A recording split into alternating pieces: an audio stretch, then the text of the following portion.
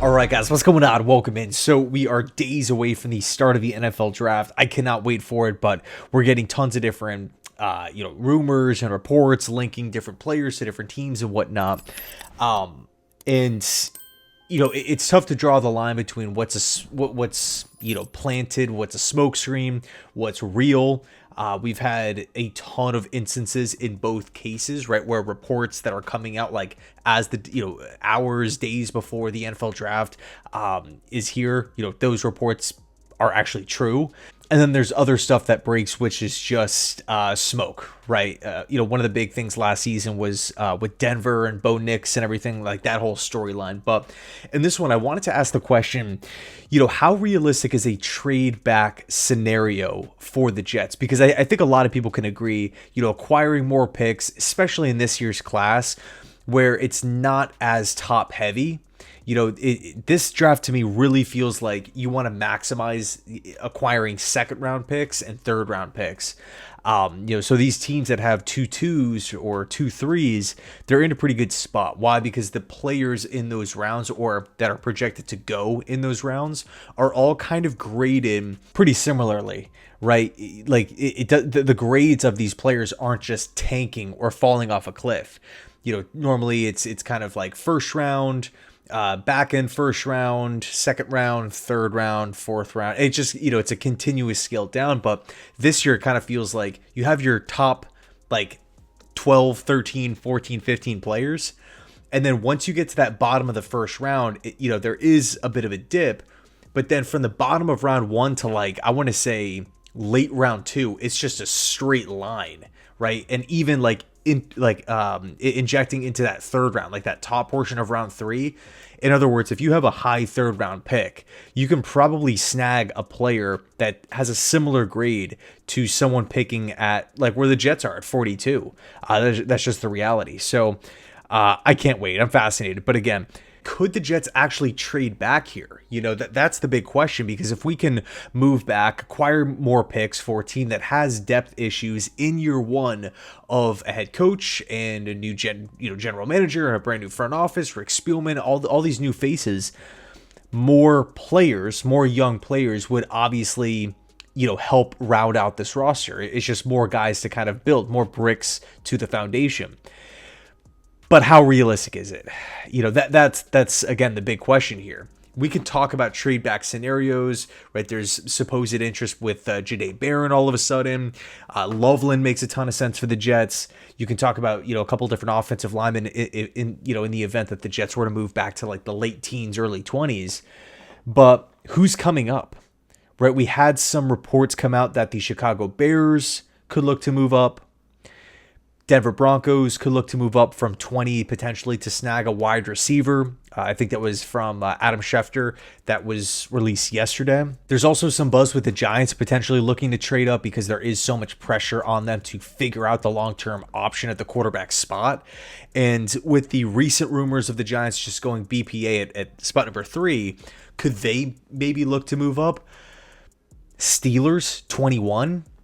Is that realistic? I mean, Aaron Rodgers is still not a Steeler. That's still up in the air. And now who knows, maybe something happens on draft day or something, right? Rodgers signs a contract and takes some of the attention away from the NFL draft. Maybe you have a scenario like that playing out. But, at this point in time, it's Mason Rudolph. The Steelers are a win now playoff team. They have a good defense. They have a bunch of veteran players.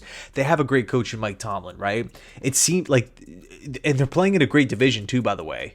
Cincy, I'm assuming they're going to get better. Baltimore, they're going to do what they do. Cleveland better improve upon their win total from last season. I'm going to assume that they double it, going from 3 to 6 to 7 wins, depending on their quarterback position. But are the Steelers really going to roll out Mason Rudolph? If Rodgers does not sign, could the Steelers, a team with no second round pick, look to move up and just say, there's no other option here?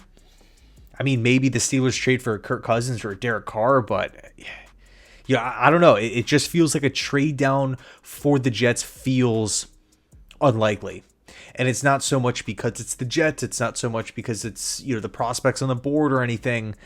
Because you can definitely make arguments for like a Broncos trade up or a Steelers trade up or something like that. But I just feel like 7 is such a weird number to trade up to, right? We're not going to see a trade up with the Jets before the draft, right? Like that's 100% clear. If anything, either a player has to start slipping down the board or a team is aggressively trying to trade up to maybe like 4 and it doesn't go well. They can't strike a deal. Then they call Jacksonville. They can't get a deal. Then they call the Raiders. Can't get a deal. The player's still on the board. Then they call the Jets and then maybe something gets worked out. But, again, 7 is such a weird spot. Like, you're thinking, okay, why would a team move to 7 specifically? Just taking out the whole quarterback situation. Maybe to snag a pass rusher to jump New Orleans at 9 and Carolina. I mean, factor in Chicago 10, New Orleans at 9, and then Carolina at 8.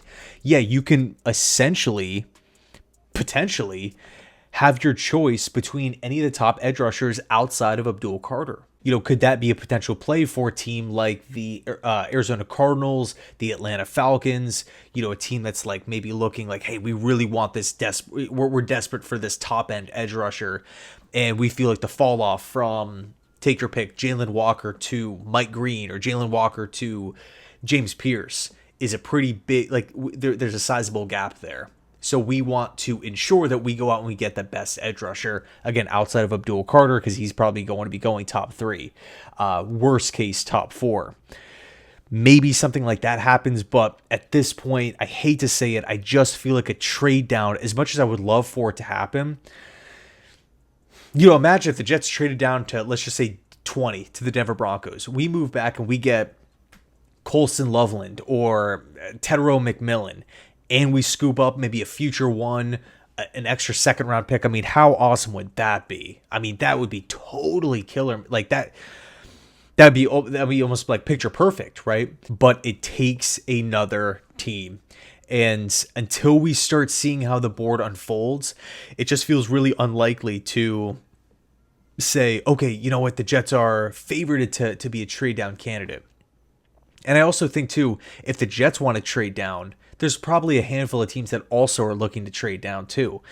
It's not like New York is the only one that's willing to budge, which kind of throws a wrench in their plan. So the draft board has to almost play out perfectly to where that guy is right on the board and a team is completely, they're sold. They've identified that prospect and they want to make it happen. So anyway, let me know your thoughts down below in the comment section.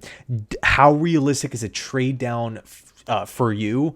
Who knows? Maybe I'm dead wrong, right? I think this draft is going to be really interesting because I have a feeling that people don't have a steady read on this class.